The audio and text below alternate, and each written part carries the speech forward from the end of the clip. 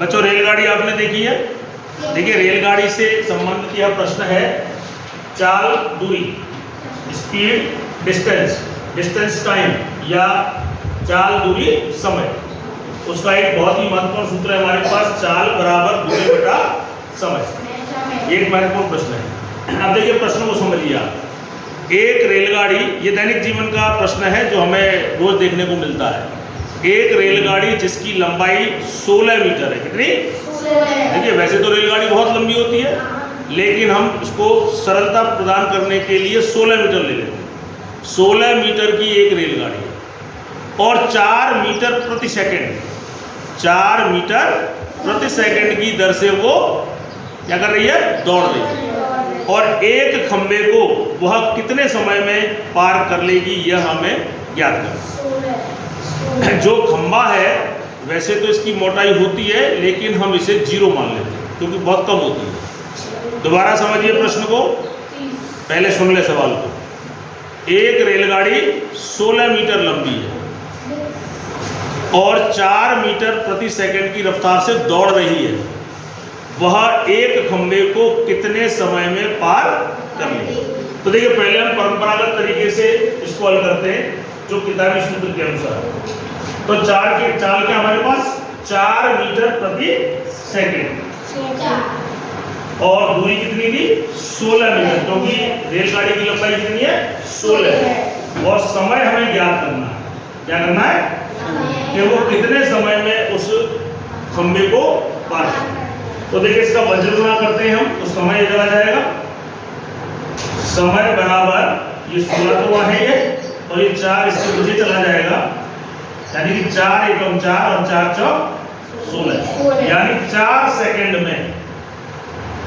कितने सेकंड में? 4 सेकंड में यह रेलगाड़ी इस खंबे को पार कर देगी। अब देखिए ये तो सूत्र से निकाल लिया है ना भैया, ये तो आपने सवाल किया, कोई चीज आपने सीखी नहीं। ये तो क्या किया हमने? भाई सूत्र में रख दिए, मान रख दिए, इधर उधर करके उसकी समय निकाल लिया।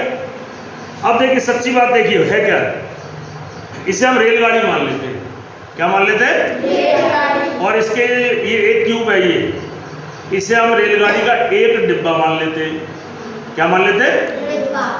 एक रेलगाड़ी है 16 मीटर, 1 2 3 4 5 6 7 8 9 10 11 12 13 14 15 16। एक रेलगाड़ी में 16 डिब्बे हैं। एक डिब्बे की लंबाई 1 मीटर मान लेते हैं।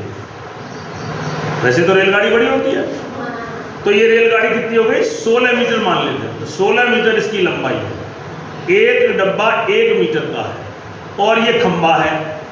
अब रेलगाड़ी यहाँ से चल रही है ना, यहाँ पे आ गई और ये चलते चलते चलते चलते चलते चलते जब यहाँ आ जाएगा तभी तो मानोगे कि खंबा पार हो गया।